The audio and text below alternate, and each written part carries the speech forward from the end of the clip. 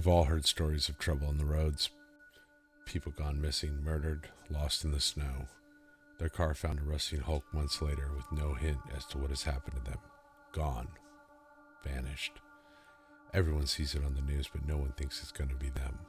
For all these instances of tragedy, there is one rule of the road that is emphasized time and time again. Something far less common than a traffic rule.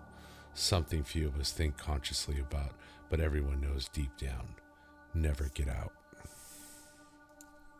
Your car is the best protection you have. If your car breaks down, if you see a stranger calling to you from the side of the road, even if you think they might be in trouble, the best thing you can do, almost always, is stay put, call for assistance if needed. Of these people that do go missing, I would wager that 99% of them disobeyed this fundamental rule, and so met with a terrible fate. And I've seen this danger firsthand. It was about a year ago, and if you're thinking, why did you take so long to explain this? It's because what happened was so dark, so traumatic, and yet so alien that it's taken my brain this long to process it. I was riding in the car with my friend, a good friend, maybe even the best one, along one of the crisscrosses of dirt roads that formed the web around our small town, the summer before college. We were riding high in more than one way, ready to live our lives to the fullest. On this particular day, it was a hot July night. We rode through the mirrored landscape, the trees on either side of the roads having been clear-cut for new build houses. They hadn't exactly made construction a priority, though. These ugly strips had been clear-cut so long that a whole new generation of leafy bushes had grown up around the stumps of old. I know this seems like a lot of detail about a fucking landscape, but it's important, trust me. The windows were rolled down and my hair was streaming back. We were laughing about something. For the life of me, I can't remember what. It was probably stupid, but I wish I knew. I wish I still had the memory with me. It was then that we heard a sob off to the side of the road, somewhere on our right. We looked but saw nothing. My friend braked the car with a grating screech as he pulled over to the shoulder. Dude, did you hear that? Not a dude. Yes. Dude is a gender neutral. Fuck it. What was it? It seemed like... Another sob, this one accompanied by a hacking rasp that sounded like a person struggling to breathe. Shit, I said, staring at the window. I rode in the passenger seat, but seeing nothing in the darkness as the bushes cast an eerie patchwork shadow over the area. Do you think It sounded like a person, I said. Yeah, but could it be like a mountain lion or something? What? Look it up on YouTube. I've seen those videos, but that screams nothing like this. Do you think we should check it out? Part of my body was screaming yes. If it was really someone lying injured out there, who knew what kind of state they would be in? Would they be able to hold on until the ambulance arrived? But the rest of me called back to that basic fundamental rule. Never get out. It could be a person who needed help. It could be an animal. Or it could be a recording or someone faking it so that a gang could jump out of hiding and mug us or just try to kill us. I think we should stay put, call for help, I said tentatively, rolling up the windows. What? No, someone might need help. Do you really think there's a serial killer out there on the loose? As he finished saying it, he threw open his door and began to stalk around the other side of the car. I rolled my window back down. Please, no, it's a bad idea. We don't know what's out there. Stay put if you want, he snapped, uncarelessly angry with me. I don't care who's out there. I don't want you to get yourself killed. Looking back, I guess he was a better person than me. Helpless to stop him, I can only watch as he stormed off into the scrub bushes, advancing steadily towards the woods. My stomach had dropped through the floorboards. It's further than we thought, he yelled back to me, waving his hand in the direction of the woods, where the trees sat thickly together, blocking out any view of the inside. I'm just going to go a few steps in. I wanted to cry out to him, to tell him to stop, but my throat constricted, and I ended up just letting out a high-pitched, weak little sound. I don't think he heard it as he entered the woods, seemingly only to take a couple of steps before the darkness swallowed him. A couple of minutes passed with no sign of him. Stephen? I said as my teeth were chattering despite the summer heat. No response.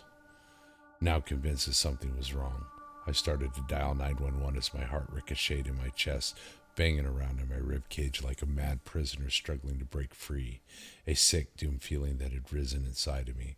I realized now in that moment, I was sure that I would never see him alive again.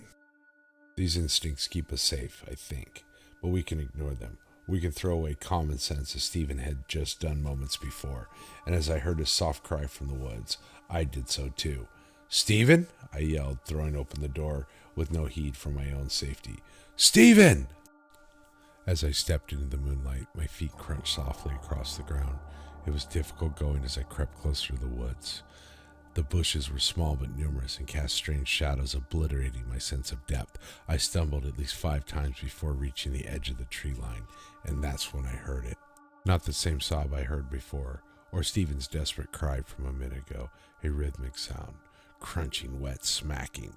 Bile rose in my throat as I crept around a wide stand of trees. Not 40 feet away, Stephen lay in a shaft of moonlight. Hunched over him was something that my brain refused to accept at first. Not a bear, a coyote, an escaped wolf, or even a person. It was something far worse. Its legs bent out like a frog. The back was arched. I could see 2 sharp ridges of a spine running down its center.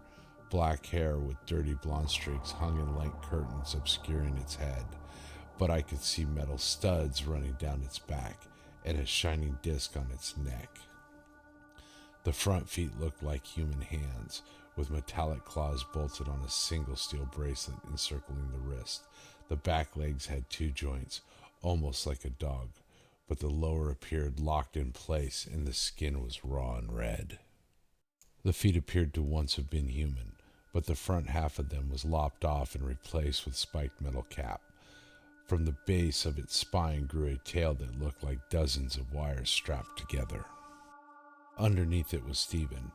I could already see that my minute's hesitation had made me too late. The creature wasn't killing at this point, it was feeding.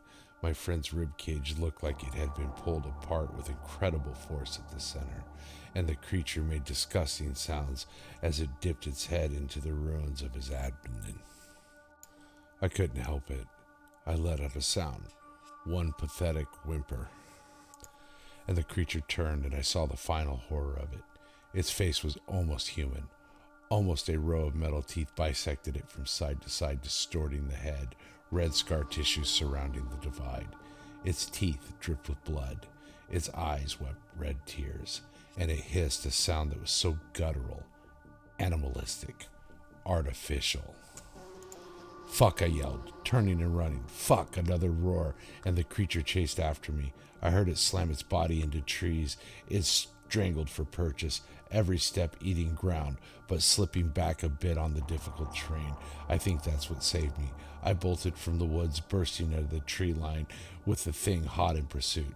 I was 20 feet from the car, and my foot hit a root, looping around my toe and sending me flying into the ground. My shoulder painfully landing against a tree stump. The creature roared, and I managed to rip my leg free as it snapped at me, catching the toe of my shoe. With a furious kick, I managed to slip the shoe off as it snarled again. I ran to the other side of the car. It lunged straight into the side of the vehicle with a horrific crash. Leaping into the driver's seat, I fumbled for the keys and turned them into the ignition. I heard the engine start, music to my ears. Pressing the gas with my bare foot, I sent the car screaming away from the creature as it rescinded in the rearview mirror, blasting through stop signs without a care in the world. A flash of pain as a pickup truck blindsided me, then nothing. The next thing I was aware of is a white, sterile room, light sheets draped loosely over me, something steadily beeping. My left arm in a plaster cast, and it felt like the weight of 30 pounds. A nurse peering anxiously as I awoke. Over the next week, things went quickly and measly. I was discharged from the hospital with a compound fracture on my arm and 3 broken ribs. Those healed. My mind did not. I was in therapy for a while, not only because of the PTSD I now have, but because of my insistence on the unnaturalness of this creature that had killed my best friend. I was an obvious suspect in his death. I had been seen speeding away from the scene moments after it happened, and there was blood on the car for fuck's sakes. But it became pretty clear that he was not killed by anything strictly human, so it was squared away rather quickly. Over the next few weeks, I pretended to get over my delusions. I knew that no one would believe me, But I knew what I saw. It was real. Nothing could change that. Throughout our teenage years, Stephen and I fantasized in our adolescence about escaping this town someday. He didn't, and I guess I haven't either. I canceled my college enrollment and fell back into old comfortable patterns. I got a job working as a mechanic once my arm was healed. It pays well enough, and I get to stay near people, away from the lonely roads. I wish this story was just about me, and it's not. I have more to tell. Over the next few weeks after Stephen's death, I thought more and more about the creature, its metal attachments, its modifications, its hair. There was no way it could ever evolve that way. I searched the local news on hardly more than a whim until I found something I was looking for. A girl 3 towns over had gone missing roughly 6 months before Stephen's death and was never found, but what caught my attention was the description of her. Long black hair, blonde streaks. That thing was not born, it was made. It used to be someone, and now I have no idea how many more there are. So when you're alone, keep an eye out.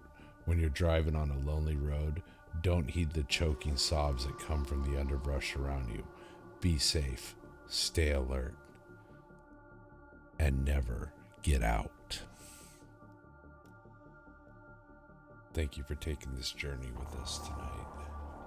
Remember, stare too long into the abyss, and the abyss will stare back. Good night.